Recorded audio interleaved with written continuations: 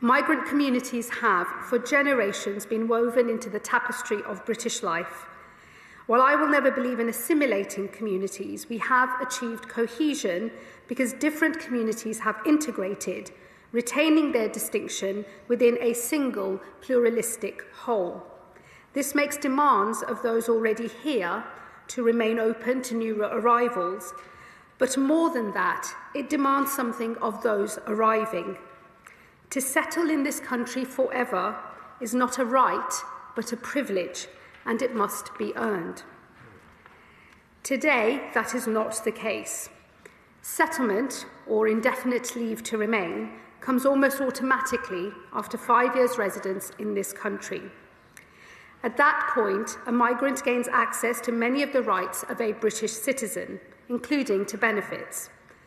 As a result of the unprecedented levels of migration in recent years, 1.6 million are now forecast to settle between 2026 and 2030, with a peak of 450,000 in 2028.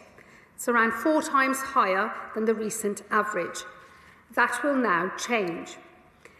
As this government announced in its immigration white paper, the starting point for settlement will move from 5 years to 10. To ensure this is earned, new criteria will be added, which will act as a disqualifying bar for those who do not meet them. Firstly, the applicant must have a clean criminal record. Secondly, they must speak English to A-level standard. Thirdly, they must have made sustained national insurance contributions. And finally, they must have no debt in this country. While these criteria set the bar that everyone must meet, there are a series of other tests that have today been published for consultation, and these either add or subtract from the 10-year qualifying period. To recognise the particular value to society they play, the government proposes the following. Those who speak English to a degree-level standard could qualify for a 9-year path to settlement.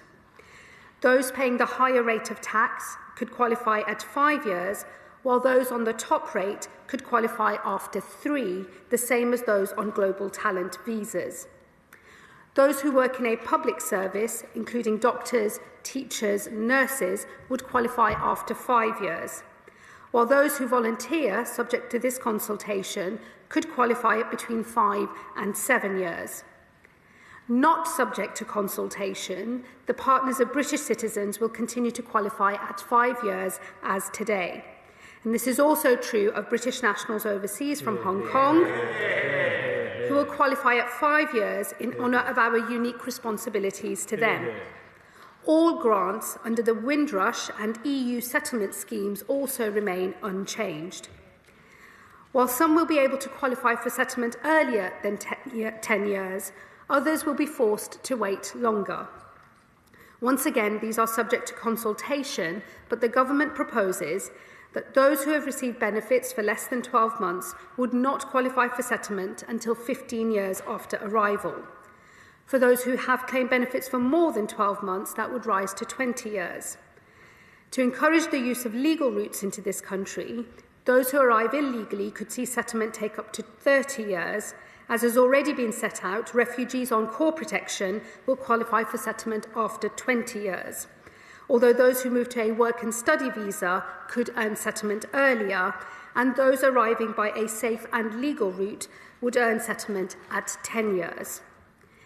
This consultation is open on some cohorts of special interest. This includes settlement rights for children, members of the armed forces, and victims of certain crimes. As well as considering the responsibilities that are expected of those who seek a permanent life in this country, the consultation also raises the question of the rights that will be provided. Specifically, it proposes that benefits might not be available to those who have settled status, reserving them instead for those who have earned British citizenship. Finally, this consultation addresses the question of the so-called Boris wave, specifically the cohort of lower qualified workers who entered the country along with their dependents through the health and care visa, some of whom are never expected to be net economic contributors. It is right that we apply more stringent controls for this group, and for that reason we propose they should wait 15 years before they can earn settlement. Crucially, for these and every other group mentioned here, we propose these changes apply to everyone in the country today who has not yet received indefinite leave to remain, though we are seeking views on whether there should be some transitional arrangements available. May I make one thing absolutely clear, though? We will not change the rules for those with settled status today. These are people who have been in our country for years, even decades. They have families here, wives, husbands, children. They have worked in our hospitals, taught in our schools, and have been contributing to our society for years. Fairness is the most fundamental of British values. We made a promise when we gave them settlement, and we do not break our promises. The Reform Party, I note, not present today, have said they will do this most un-British of things. The Tories have said that they will, but then said that they won't, and I am left in as much of a muddle about their policy as they are, that perhaps the Shadow Home Secretary might enlighten the House today. But I can be clear that on this side of the House, we won't change the rules for those with settled status. Madam Deputy Speaker, as this consultation shows, we also listen to the British public, and I encourage all those interested to make their voices heard. Today, I have set out what we propose, and perhaps more importantly, why.